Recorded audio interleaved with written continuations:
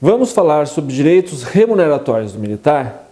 No dia a dia, para os militares, surgem algumas dúvidas que foram respondidas já pelo Centro de Pagadoria do Exército. Nesta edição, trazemos algumas respostas.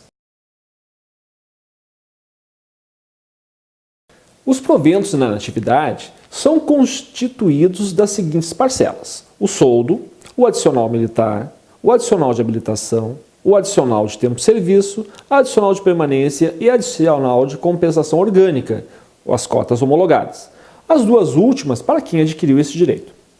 Até dezembro de 2000, com a vigência da medida provisória número 2215, que dispõe sobre a reestruturação da remuneração dos militares das Forças Armadas.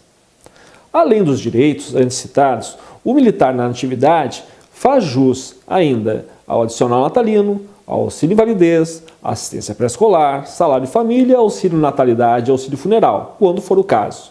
Os valores desses direitos são os correspondentes ao posto ou graduação do militar no momento de sua transferência para a reserva remunerada.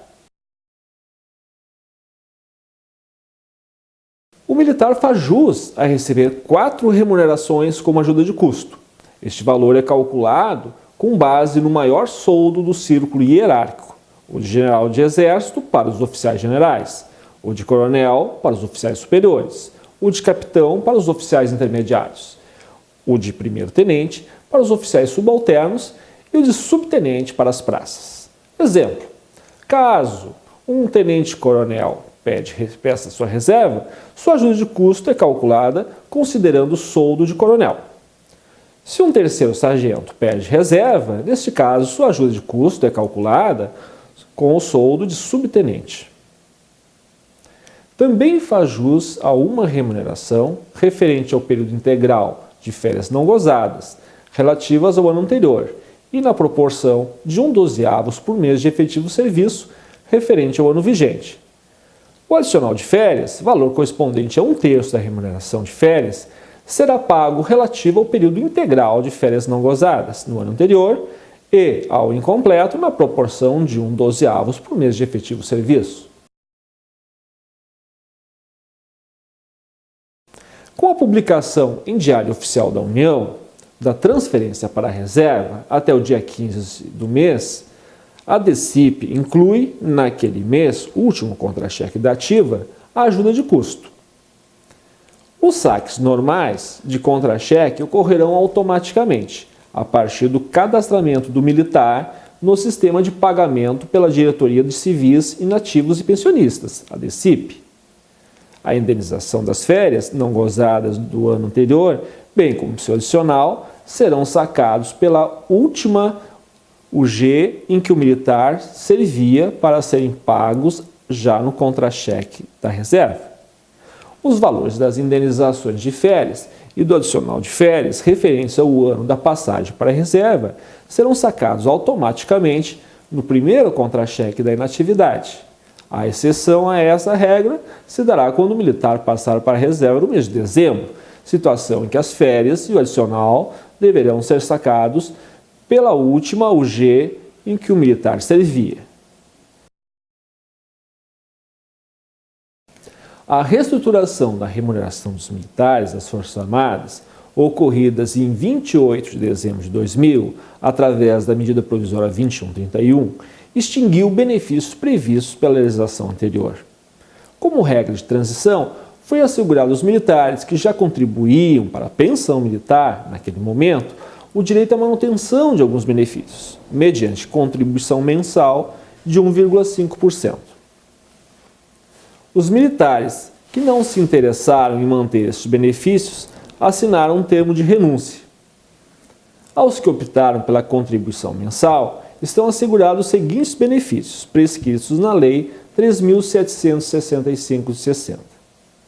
Da relação dos beneficiários constantes no artigo 6º, o benefício da pensão, a filha em qualquer condição, as irmãs germanas e consanguíneas solteiras, viúvas ou desquitadas, e os netos, órfãos de pai e mãe, nas condições estipuladas para os filhos.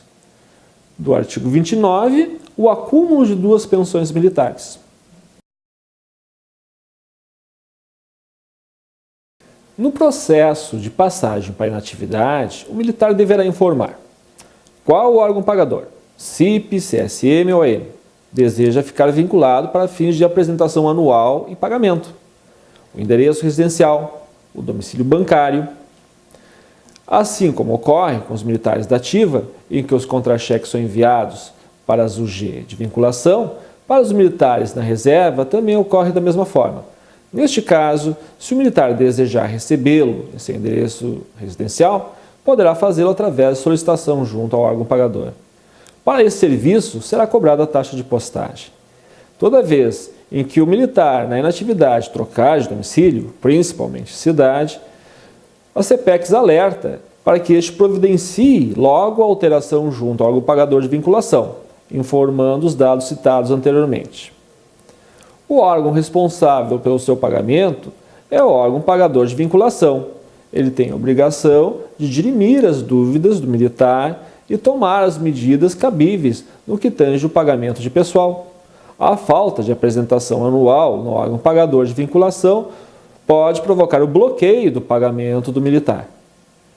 Para a sua segurança e a de seus beneficiários, o CPEX alerta que mantenha sempre atualizada sua pasta de habilitação à pensão militar, junto ao órgão pagador.